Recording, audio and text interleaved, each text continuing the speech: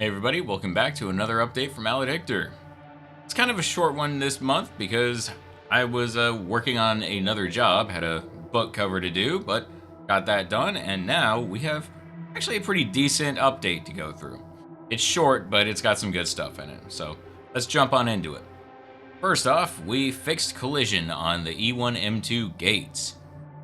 That was just a small issue that I had where for some reason, I didn't extend a border for a collision box all the way to the wall, so you could actually leave the level boundaries, just walk on out. So, fortunately, one of my testers found that for me and got that fixed. So you can't do that anymore. I have to find some other way to break out of the level boundaries. Next, more sprites. The tradition continues. We have got a lot of new sprites here. A bunch of them. So, this level in particular, E1M5, has been very sprite heavy. And not to say that I'm changing design, it's just that there's a lot of buildings that you go into and a lot of different stores and stuff, and they all need their own sprites for things. So, getting a little bit extra variety never hurt. So, yeah, that should be a lot more interesting. We got some more destructibles in, got some fun little textures that should just be fun to look at. And I don't want to spoil too much, so just know a lot of sprites were made. Next up, more materials, which are very nice to have.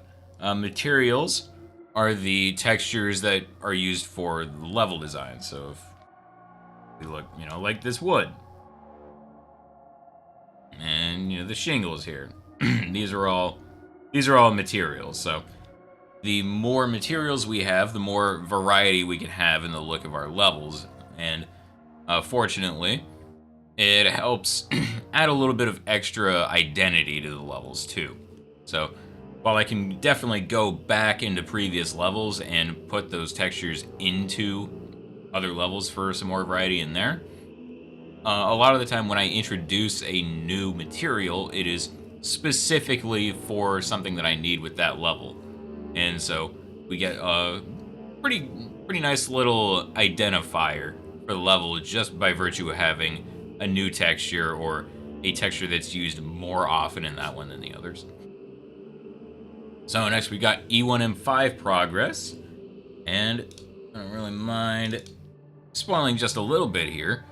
We load on into E1M5. Well, you can see we are in our armadillo exhibit with a lot of our new sprites, and this is a personal favorite of mine. The sassy armadillo. But if we go in here, so you can see we're out of the sewers. So as I said, I didn't want E1M5 to be a sewer level because everyone knows sewer levels suck. But there's nothing saying that it can't be a level with a sewer in it. So we are briefly in the sewers, and then we break on out into the world outside. And this is definitely slowed down the creation process a little bit of E1M5 just because I'm having to design an entire city over here. Not really, just one city block, but that's enough. Because if I don't want to have a bunch of buildings that you can't go into, that kind of just makes everything feel stale, a little less interesting. So I've gone in and I have made sure that you are able to walk into pretty much every building you see. So, and that means a lot of decoration needs to be done. But I'm actually really happy with it. I am really happy with how E1M5 is turning out, and all my testers said that E1M4 was the best level so far. So I'm hoping that E1M4 will be the best level so far until E1M5. So we'll see though. I'm planning on doing E1M6 and then doing another alpha. So got a little bit until the next round of testing comes out, but for now, I have a good feeling about E1M5. Next, a big one. The soundtrack has begun. This has been kind of a long thing. This has just been getting put off a little bit, and it's not really that big of a problem that it was getting put off because I had a whole bunch of time. But I'm on E1M5 out of 8 levels, so nearly finishing. Well, yeah, we should be done with E1M5 by next update, ideally. But anyway, we'll be done with E1M5, so only have E1M6, M7, and M8 to do until the first episode is done, and that's kind of where I want to start looking into early access options. So it's, the timer's starting to take a little bit, so it got a little more down to the wire for getting a soundtrack. Fortunately, my friend Guy has been working on a soundtrack for me and has been coming up with some pretty good stuff, and you've actually been hearing some of it through this update, so I'm excited for it, and he's planning on doing a unique track for every level. That includes future ones. So even if we have to reuse them further on down the road, that's a unique track for every level. Is some gumption. So even if you can't manage that, we get 8 good tracks, and we're in business. That's what most games had. So be happy with that. And it's starting to sound really nice. So next up, we've got more models. More models. It is basically a lot like sprites. Models are kind of nice because they take up more space than sprites do. Sprites are just flat pictures, and of course you can make big sprites and have them take up a lot of room. But the models, three-dimensional objects fill out a space a lot better or a lot easier. And obviously you can't have everything be sprite based. I guess you kind of could, do the Doom thing, but I kind of like having a mix of models and sprites for the game. And I am trying very hard to not go too model heavy. I'm trying to use them very sparingly, but the build engine games did have a decent amount of modeled stuff, so it's not really out of character for this type of game. So I think a little bit of that variety goes quite a ways. So hopefully the new models will help fill out some of the areas, and they just look nice and a little bit more visually interesting sometimes. So glad to get that extra bit of variety in. Next, door optimization. This is mostly for me. So if we just go into our editor here and we look at our doors, then you see we've got a single door.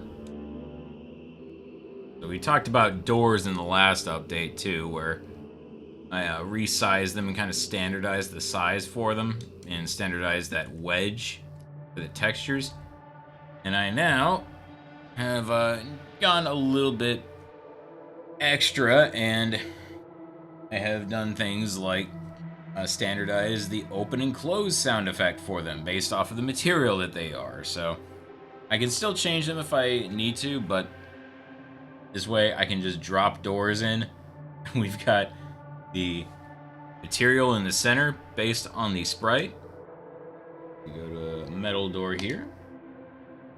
You can see the wedge changes and the open and close sound change. And it's a completely standardized size now. So the doors, super easy to put in. You have no idea how much of a difference that makes for me. It used to be such a pain putting doors in, and now it is something I can throw a door in and have a doorway in no time, which has sped up the level design quite a bit, even though I'm taking a little bit longer in this level because of its size and everything, and how visually complex it is. It's definitely sped things up for me. So That's nice. And then last, we have got Sinister Spirits Episode 2 begun.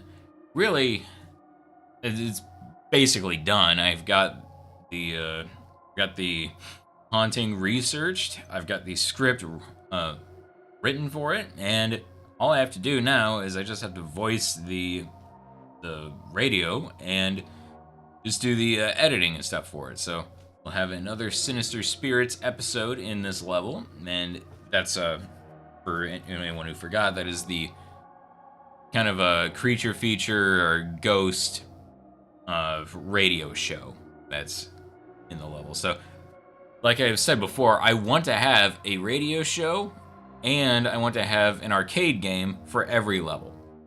Now the arcade game, I have a feeling that's probably going to be more, maybe like 7 or 8 arcade games for the entire game. Might have to recycle the arcade games. They're tough to make. Not necessarily from a coding perspective. They're definitely involved from a coding perspective, but they're definitely much more difficult in terms of ideas. Like a radio show is no problem. The Sinister Spirits, I can come up with ghost stories. There's no shortage of ghost stories out there. And, if I need to, you can go into cryptids and things like that.